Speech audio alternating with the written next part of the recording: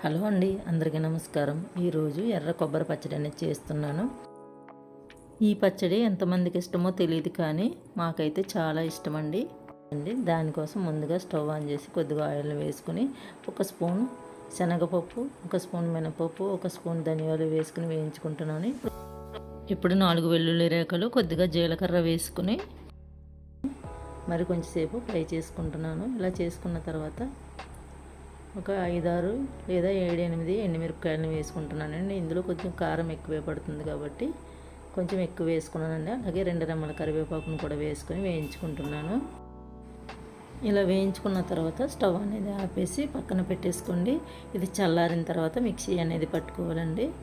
ఇప్పుడు చల్లారింది. ఇవన్నీ కూడా మిక్సీ జార్లో వేసుకుని మిక్సీ పట్టుకుంటున్నానండి.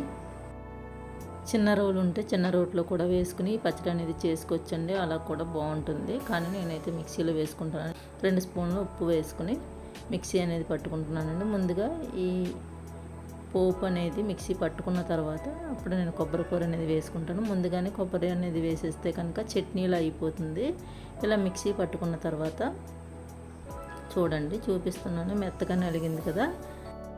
ఇప్పుడు కొంచెం బెల్లం పొడి అనేది వేసుకుంటున్నానండి. బెల్లం కూడా కొంచెం ఎక్కువ పడుతుంది, తీపిగా ఉంటేనే కొంచెం బాగుంటుంది.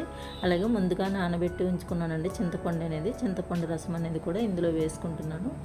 మామూలుగా చాలామంది చింతపండుతో సహా వేసేసుకుంటారండి. నేనైతే పిప్పిని తీసేసి చింతపండు గుజ్జును మాత్రమే వేసుకున్నానండి. ఇలా వేసుకున్న తర్వాత మరొకసారి మిక్సీ అనేది పట్టుకున్నాను.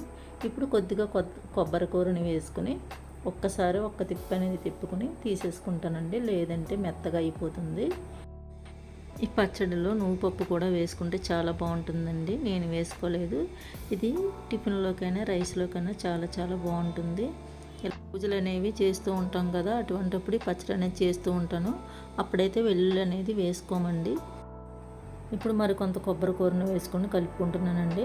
నేను కొబ్బరి కూర తీసేసుకుని డీప్ ఫ్రిడ్జ్లో పెట్టుకుని ఉంచుకుంటానండి. ఇలా అయితే మనకి 10-15 రోజుల వరకు నిల్వ ఉంటుంది, పాడవకుండా. మనకు అప్పటికప్పుడు తీసుకోవాలంటే ఒక్కొక్కసారి పని ఉంటుంది, అటువంటిప్పుడు ఇబ్బంది అవుతుంది కదా. ఇలా ముందే తీసి పెట్టుకున్నామంటే మనకి ఈజీగా ఉంటుంది, పని కూడా తొందరగా అయిపోతుంది. దేవుడి దగ్గర కొడుతూ ఉంటాం కదా కొబ్బరి చెక్కలు, అవి మామూలు ఫ్రిడ్జ్లో పెట్టామంటే త్వరగా పాడైపోతాయి. అలాగే ఇలా కొబ్బరి కూర తీసుకుని డీప్ ఫ్రిడ్జ్లో పెట్టుకుంటే ఎప్పుడు కావాలంటే అప్పుడు వాడుకోవచ్చండి. ఇప్పుడు నేను ఒకసారి సాల్ట్ సరిపోయిందో లేదని చూసుకుంటున్నాను. కొద్దిగా సాల్ట్ అనేది తక్కువైంది. ఇప్పుడు సాల్ట్ వేసుకుని మరి ఒకసారి కలుపుకుంటున్నాను. ఇక మిక్సీ వేసుకోకూడదని, మిక్సీ వేసుకుంటే మెత్తగా మనకి చట్నీలా అయిపోతుంది. ఇలా కలుపుకుంటే కనుక చాలా బాగుంటుంది. పచ్చడిలో నెయ్యి వేసుకొని తింటే సూపర్గా ఉంటుంది. ఇలా ఒకసారి చేసి చూడండి. వీడియో నచ్చితే లైక్ చేయండి, షేర్ చేయండి. మరెన్నో మంచి మంచి వీడియోస్ కోసం మన ఛానల్ని సబ్స్క్రైబ్ చేసుకోండి.